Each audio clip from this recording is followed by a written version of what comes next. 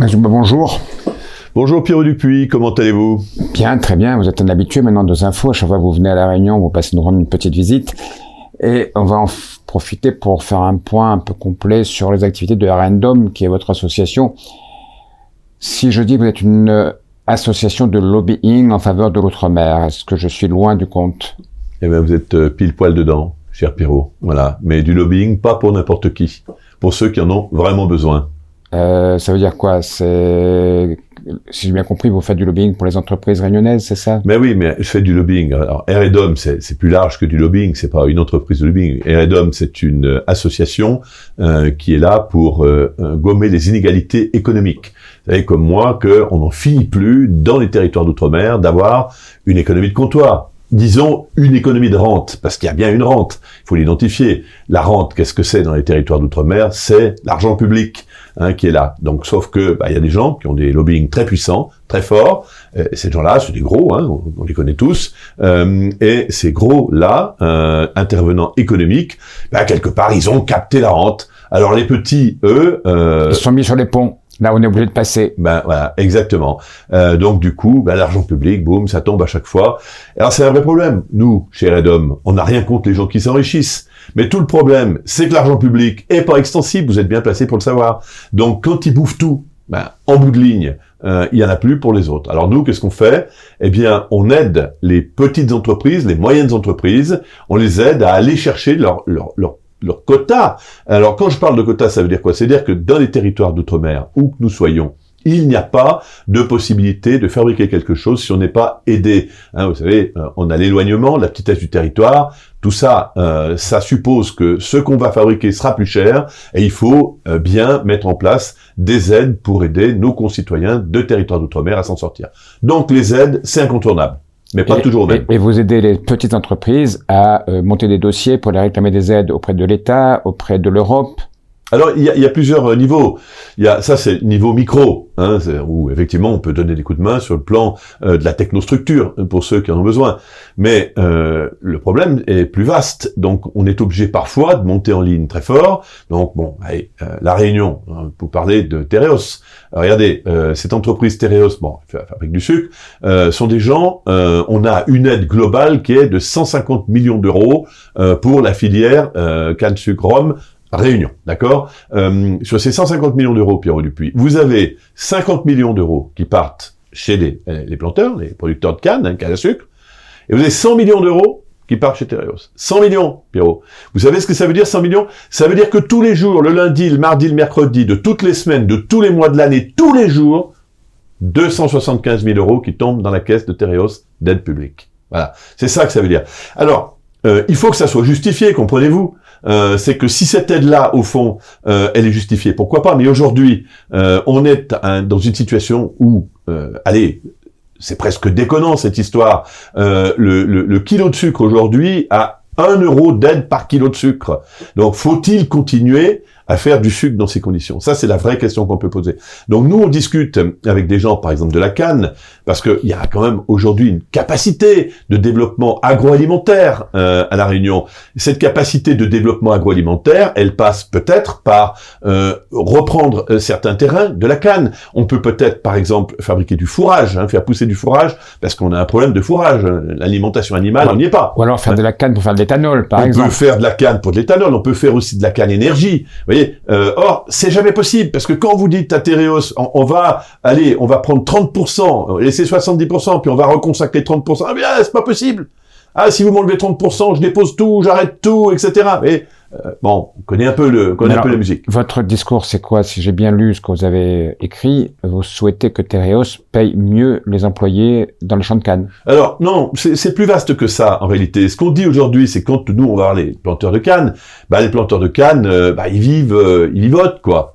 Faut être clair, ils gagnent pas beaucoup d'argent. Les petits, les gros, avec des économies d'échelle, des terrains bien plats, eux, comme d'habitude, ils gagnent beaucoup plus. Mais les petits, même avec toutes ces aides aides-là, ils s'en sortent pas vraiment. Donc du coup, eux, qu'est-ce qu'ils nous disent? Ils nous disent, on aimerait bien faire aussi une autre culture. Par exemple, faire pousser des mangues. On aimerait avoir la mangue, vous voyez, ou les litchis, c'est des produits avec des fruits avec des valeurs ajoutées élevées. Bon, donc ça, on peut les exporter. Donc si on prend un bout de ces aides publiques qu'on appelle les POSEI, c'est-à-dire les sous qu'on donne, que l'Europe donne pour permettre de faire cette compensation sur tout ce qui est agroalimentaire, bien, si on les aide à la production, cette production va pouvoir partir, par exemple, dans le bassin Indo-Pacifique, où là, on peut exporter. Oui, il y a des tas de possibilités. Le problème, c'est que quand vous avez des filières monoculture, la banane dans les Antilles, la canne à sucre ici à La Réunion et puis en Guadeloupe, pas perdre de vue, il y a en gros les 3/4 à La Réunion, 1/4 en Guadeloupe, ces monocultures-là, elles n'arrosent pas les territoires. Elles arrosent les grands industriels qui sont derrière. Ça arrose Tereos, ça fait pas l'ombre d'un autre. Et dont les bénéfices repartent en métropole ou au Brésil. Voilà. Après, on n'arrive jamais à savoir. On a demandé les comptes. On vous dit toujours, on vous donne les comptes, etc. Mais quand vous les demandez, vous les attendez encore. Donc, c'est jamais vraiment ça. Donc voilà. Donc, nous, ce qu'on veut, c'est de l'égalité. Donc, il n'est pas question d'arrêter la filière. On va pas arrêter la filière canne. On dit simplement aujourd'hui que Tereos en prend quand même beaucoup à son aise. Et il y a un moyen de redistribuer cette aide. On peut pas toujours dire si vous m'enlevez 10%, j'arrête tout. Ça c'est bon, ça suffit. La chanson on la connaît. Alors il y a Tereos à La Réunion, mais j'ai cru comprendre que la banane aux Antilles c'est encore plus grave que ça. Voilà, la banane aux Antilles, 129 millions d'euros d'aide. Et le paquet c'est quoi? C'est 320 millions d'aides nationales pour ce fameux POSEI, pas national, européenne pardon. Pour ce fameux POSEI, 320 millions d'aides. Normalement ça, avec ces 320 millions, vous devez aller dans les 5 territoires, Guyane, Martinique, Guadeloupe, Réunion et Mayotte. Et avec ça, vous devez arroser tout ce qui est culture végétale et animale. Et vous avez deux filières. La filière banane qui bouffe 129 millions, 130 millions, pour faire court. Et vous avez la filière canne qui bouffe 75 millions de ce montant européen. Donc, c'est-à-dire sur les 320 millions, vous en avez 200 qui sont pris par deux monocultures. Les autres ont que les yeux pour pleurer. Pour preuve, à La Réunion, ici, par exemple, vous avez aujourd'hui 80% des agriculteurs qui passent sous le radar, qui ne touchent pas les aides. Donc ça, c'est pas normal. Il faut remettre en cause ces filières qui sont pas des filières porteuses, qui n'apportent pas de richesse aujourd'hui dans les territoires, et avec les grands planteurs qui, soyons clairs, vivent extrêmement bien, et puis les petits qui crèvent parce qu'ils n'ont pas les économies d'échelle. Donc nous, on est là pour soutenir les petits, notamment les petits canniers, aussi les petits planteurs de bananes, parce que eux, ils vivent très mal. Donc là, il faut les soutenir, il faut les mécaniser, il faut les aider, il faut produire moins probablement. Puis les très gros, il faut qu'ils libèrent du foncier et il faut qu'on fasse autre chose. Il n'y a pas une fatalité à continuer dans cette économie de rente. Qu'est-ce que c'est que la rente, Pierrot Dupuis? La rente, ce sont les subsides qui descendent directement ou de l'Europe ou de la nation. Voilà. Et ça constitue une rente et les gens se jettent dessus pour pomper cette rente. Et dans le seul but de faire du sucre qui, de toute façon, est plus cher que le celui du marché mondial et qu'on est obligé de subventionner pour être compétitif. Non, mais c'est évident. Voilà. Le cours du sucre, c'est 400 € la tonne, le cours du sucre. Aujourd'hui, pour le produire, il faut mettre 1000 € la tonne. Donc, il y a 600 € de subvention pour arriver à produire du sucre. Ça tient pas debout. Donc aujourd'hui, il faut quand même se reposer la question autrement. Alors, encore une fois, il faut pas être brutal. Moi, je dis pas, il faut arrêter demain, parce que il y a des gens qui sont engagés, il y a des petits producteurs qui sont aussi très attachés à leur canne. Et il faut tenir compte de tout ça, mais il faut reposer la question, et il faut sortir du tout canne imposé par Tereos. Tereos vous dit, c'est tout canne à sucre. Sinon, on n'arrive pas. Écoutez, il faut arrêter ça. Voilà. Maintenant, il faut se mettre autour de la table et trouver des solutions. La dernière fois que je vous avais reçu, on avait parlé de GBH, le groupe Ayotte, au moment du rachat des grandes surfaces à La Réunion, les scores notamment. Est-ce que ça a été un combat qui était perdu? Est-ce que vous avez réussi à faire bouger les choses, ou est-ce que Ayotte est tellement puissant que quiconque n'a aucune chance contre lui? Bon, alors, est-ce qu'Ayotte est très puissant? La réponse est oui. Alors, je vais lever aussi... je vais lever comme le coin du voile. Est-ce que moi, Max Dubois, j'en veux à Ayotte? La réponse est non. Simplement, je suis en face d'une entreprise qui est une entreprise tentaculaire, grosso modo 6 milliards d'euros, excusez-moi du peu, ça fait un peu de sous quand même. Ça sort quand même au bas mot 350 millions d'euros d'EBITDA, donc ça fait quand même un peu d'argent aussi. Donc capacité, c'est la capacité de financement, de remboursement, quoi. Voilà. Donc vous pouvez emprunter de l'argent et vous pouvez rendre tout ça, pour faire court, pour que les gens comprennent. Donc c'est des gens qui peuvent acheter ce qu'ils veulent quand vous avez autant d'argent par an qui rentre, hein. Donc vous pouvez acheter ce que vous voulez. Le problème, c'est que quand vous achetez ce que vous voulez, vous achetez tout. Donc quand on achète tout, on achète aussi un bout de la démocratie. Parce que aujourd'hui, moi j'ai beaucoup de nos adhérents qui nous demandent une clause de confidentialité parce qu'ils ont peur qu'en adhérant chez Eredom, ils perdent des marchés sur les sur ces grosses entreprises qui sont leurs donneurs d'ordre. Je dis pas qu'ils le feraient, mais en tout cas ils ont peur, voilà. Donc ils s'autorégulent en disant bon voilà. Donc ça va pas. Alors, qu'est-ce qui s'est passé avec le rachat de 20 milliards, hein 20 milliards a été racheté. Puis on a une affaire qui a été montée, qui est Run Market, qui a été montée. Voilà. Alors on avait dit à l'époque, attention, c'est fragile. C'est fragile, Run Market. Les infos l'avaient dit. Et puis là, en ce moment, ça va pas bien chez Run Market. On avait annoncé qu'ils perdaient de l'argent. Oui, voilà. Donc, Run Market, voilà, ça faisait 220 millions d'euros, c'est retombé un peu aux environs de 200, donc ça perd du chiffre d'affaires. Et puis, on est aussi dans une autre situation, c'est qu'ils ont perdu pas mal d'argent ces derniers temps. On n'a pas les chiffres exacts, mais globalement, on parle d'à peu près 15 millions d'euros de pertes.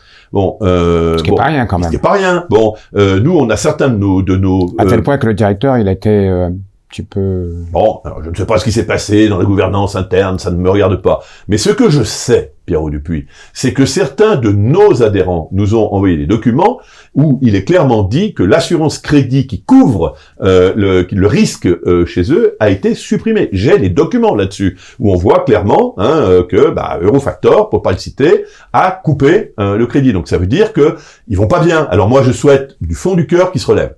C'est très important parce que personne n'aurait à gagner qui se relève. Mais ça veut dire quoi? Ça veut dire que GBH, quand il a cédé ces magasins, est un grand expert. GBH est un immense expert. Ce sont des gens d'une immense compétence. Je vous le dis à chaque fois que je viens. GBH sont des gens d'une immense compétence. Bon, ils savent exactement ce qu'ils font et ils savent exactement ce qu'ils cèdent. Voilà. Donc aujourd'hui, j'espère qu'on va pas se retrouver dans une situation. Alors bon, les actionnaires aujourd'hui de Run Market sont puissants, ils ont de l'argent. On peut espérer qu'ils remettent au pot pour pouvoir rectifier tout ça. 15 millions, c'est beaucoup quand même. Bon, qu'est-ce que vous voulez, ils ont pris un risque financier, ce sont des gens honorables, ce sont des gens très honorables qui ont pris cette affaire, hein. Donc les gens honorables, ils honorent. Donc je pense qu'ils vont le faire. Mais en tout cas, ça montre bien à quel point, quand nous disions à l'époque que c'était extrêmement fragile comme montage, nous avions raison. Voilà. Et d'ailleurs, la boucle est bouclée puisque ceux qui avaient monté Run Market, ils viennent de la Cannes. Oui. CQFD. Ce qu'il fallait démontrer, Pierrot, c'est ça. Voilà. Donc bon, voilà. Alors ça c'est un sujet effectivement. Voilà. Très bien. Qu'est-ce que vous êtes venu faire à La Réunion? Alors moi, je suis venu faire à La Réunion, je suis venu dire ce que nous voulons chez Eredom. Qu'est-ce qu'on propose? Alors je vais vous faire une proposition quand même importante. Hein, c'est important. Je vais vous dire, on me parle toujours de la surrémunération. Voilà. La surrémunération serait à l'origine de tous les maux. Eh bien non, Pierrot. C'est pas la surrémunération à l'origine des mots, c'est la sous-rémunération. Voilà. Il faut en finir avec l'idée de dresser les fonctionnaires. Il y a 90 000 fonctionnaires au bas mot à La Réunion. Vous voyez, sur à peu près 300 000 personnes qui travaillent. Il faut arrêter d'opposer les fonctionnaires qui sont surrémunérés aux gens qui n'ont pas la surrémunération. Les fonctionnaires ne sont pas surrémunérés, Pierrot. Ils ont la rémunération nécessaire pour faire face à un territoire qui a une cherté de la vie qui est importante. Par contre, ce qui va pas, c'est que les autres sont sous-rémunérés. Et ça va pas du tout. Donc nous ce que nous demandons aujourd'hui, c'est tout de suite de mettre en place, mais maintenant, un dispositif qu'on appelle Stop Sous-Rem, Stop à la sous-rémunération, d'accord? Et il faut aujourd'hui dire de manière claire, et vous verrez que je ne suis pas un dangereux gauchiste, je vais vous dire pourquoi. Il faut que aucun salaire aujourd'hui à La Réunion soit en dessous de 1650 € par mois. Pourquoi? C'est le SMIC, au bas mot 1259, je crois, aujourd'hui, euros, multiplié par à peu près 30%, ça vous donne ce montant-là, Voilà. Pourquoi? Parce que en dessous, les gens peuvent pas vivre, ils peuvent pas manger. Mais les entreprises ne peuvent pas payer non plus. Très juste. Les entreprises n'ont pas les sous pour payer ça. Donc ça, c'est un problème qui est à la charge de l'État. Il faut le dire de manière nette. Pourquoi c'est à la charge de l'État? Pour des questions d'équité. La surrémunération des fonctionnaires, et je dis qu'il faut la maintenir, c'est clair. Et il faut arrêter d'opposer les fonctionnaires à ceux qui ne sont pas surrémunérés. Il faut arrêter ce petit jeu. Il est dangereux pour la cohésion nationale. Ça, c'est très important. Et en plus, parce qu'ils en ont besoin. Mais la surrémunération des fonctionnaires, elle coûte 1,5 milliard d'euros dans tous les territoires. C'est la totalité des territoires. Nous, ce que nous disons, c'est que si nous rattrapons à hauteur de 300 € par salarié, d'accord, nous avons plusieurs effets. Le premier effet que nous avons, c'est que le coût que nous avons vu pour ça, parce que tout le monde n'est pas au SMIC, c'est la fourchette entre le SMIC et 1650. Globalement, le coût de tout ça, c'est 900 millions d'euros. Allez, c'est pour tous les Outre-mer. Sur les 900 millions d'euros, je vais prendre des chiffres un peu larges, mais pour qu'on comprenne. 300 millions d'euros sont ce qu'il faut donner pour la Réunion. 300 millions d'euros, si vous injectez demain matin 300 millions d'euros dans le pouvoir d'achat des gens, vous avez plusieurs effets. Premier effet, vous montez le produit intérieur brut de 1,5% à la Réunion. Tout de suite. Donc, vous augmentez la richesse parce que les gens vont consommer. Comme ce sont des gens qui ont peu d'argent, ce sont des gens qui voyagent peu, ils vont dépenser leur argent sur place, dans le territoire. C'est ça qui est important. Ils vont être plus heureux. Et surtout, Pierrot, ce qui va se passer, c'est que vous allez vous trouver dans une situation où vous aurez une différence entre les gens qui travaillent et les gens qui travaillent pas. Parce que ça, c'est fondamental. Aujourd'hui, l'écart entre quelqu'un qui touche des amortisseurs sociaux dont il a besoin, je ne le remets pas en cause, hein. Eh bien, l'écart est très faible entre celui qui touche 1259 euros de SMIC et celui qui, grosso modo, en s'arrangeant un peu, va toucher 7, 8, 900 euros. Voilà. Le jour où il y a d'un côté 7, 8, 900 euros, ça dépend comment on s'arrange, et de l'autre côté 1650 euros, là il y a un écart et vous retrouvez des gens qui auront envie d'aller travailler. Moi j'ai dit ça aux Antilles. Est-ce que vous pensez que les gens pour le SMIC, ils ont envie d'aller se crever la panse pour aller dans des plantations difficiles pour le SMIC? La réponse est non. Ben, la preuve, c'est qu'on a de plus en plus de mal à trouver des coupeurs de canne. Mais vous les trouverez à ce prix-là. On discute avec des planteurs de canne. Les petits patrons de canne sont nos adhérents, Pierrot. Et qu'est-ce qu'ils nous disent? Ils nous disent, ah, Max, là, à 1650 euros, on trouvera du monde. Vous voyez? Et de nouveau, c'est vertueux. Donc, c'est très important. Ça se passerait comment? L'État... C'est tout simple. Il faut réduire les charges sociales des entreprises, d'accord? On réduit les charges sociales pour qu'elles réinjectent au franc le franc ces charges sociales dans le pouvoir d'achat des gens, donc aucun salaire en dessous de 1650 euros. Et on voit les vertus que ça a donc sur l'économie. Et puis pour les entreprises qui ne disposent pas de la masse des charges nécessaires, on fait un remboursement comme on le fait en ce moment par exemple pour le chèque essence. Donc ça, les dispositifs sont possibles, mais il faut sortir. Il faut remettre à plat la gouvernance, j'ai envie de dire, des fonds publics. Depuis toujours, les fonds publics sont gouvernés de la même manière et on nous explique qu'il n'y a pas de solution. Moi, je suis un libéral, Pierrot Dupuis. Je ne suis pas un dangereux gauchiste. Et le libéral si que je suis... vous auriez le droit de l'être. Hein. Pardon? Même si vous l'étiez, vous auriez le droit de l'être. Mais je ne le suis pas. Je ne le suis pas. Le créneau est pris par d'autres gens plus compétents que moi sur ce créneau-là. Mais moi, je dis aujourd'hui qu'il faut relancer notre économie à travers ça et qu'il n'est pas décent dans un territoire comme la France, dans un département, une région, comme la Réunion, d'avoir des gens qui touchent aujourd'hui 1259 euros, alors qu'on connaît tous la cherté de la vie. Et il faut arrêter, je redis à nos amis fonctionnaires, nous n'opposons pas, il faut arrêter ce jeu d'opposer les fonctionnaires. Il n'y a pas de surrémunération ici, il y a de la sous-rémunération. C'est pas la même chose. Très bien. Dernière question. Vous avez été directeur de campagne d'Emmanuel Macron pour l'Outre-mer aux dernières élections présidentielles. Est-ce que vous êtes un peu, comment on va dire, le fauné d'Emmanuel Macron à la Réunion? Est-ce que ce que vous proposez là, c'est quelque chose qu'il pourrait lui annoncer lors de sa venue? On dit qu'il pourrait venir à la Réunion à la fin de l'année. Alors écoutez, j'ai été le coordinateur outre-mer d'Emmanuel Macron. Mais R&Dom n'est pas une boutique d'Emmanuel Macron et encore moins d'En Marche. Donc R&Dom que je dirige est une association et moi, honnêtement, je me fiche bien de savoir dans quelle urne vont être posés les bulletins de nos adhérents. Nos adhérents, ils sont de toutes couleurs politiques, ça nous va très bien. Donc, l'association est apolitique. Moi, mon bulletin personnel est acquis à Emmanuel Macron. Il est acquis à Emmanuel Macron, ça fait pas l'ombre de doute. Mais pour autant, je ne suis pas la tête de pont avancée. Ce que j'espère, c'est que ma loyauté paiera. J'espère que le travail que nous faisons chez R&Dom paiera. Ça veut dire quoi, paiera? Pas pour moi, je vais bien, Pierrot Dupuis. J'ai 62 ans et là je suis en pleine forme, donc tout va bien. Mais paiera pour ce que nous défendons. Et j'espère que au fond, ça va brasser un peu et que les gens vont dire, comme d'habitude, il y a deux tendances autour de l'exécutif. Hein, la tendance toujours la même, il faut toujours faire pareil parce qu'on peut pas faire autrement. Bon, je m'oppose à ces gens-là. Puis à l'autre tendance de l'exécutif, où il y en a quand même quelques-uns qui me soutiennent en disant, bah, Max, des fois il gueule un peu, mais il a peut-être pas tort. Donc j'espère que je vais l'emporter. Parce qu'il faut l'emporter pour nos concitoyens réunionnais, pour nos concitoyens d'une manière générale, dans les territoires d'outre-mer. Je vous ai pas dit quelque chose, ça c'est important. Tout à l'heure, j'ai parlé de cette distorsion qu'il y avait des gros groupes industriels. Hein. Il faut mettre en place, Pierrot Dupuis, une loi antitrust. Alors c'est pareil, je ne suis pas un dangereux gauchiste, parce que la loi antitrust, elle a été inventée en 1890 par les Américains. pour faire face à l'époque à des entreprises qui étaient en situation de trust. Et elle a été réactivée en 1982 pour casser les monopoles de la téléphonie.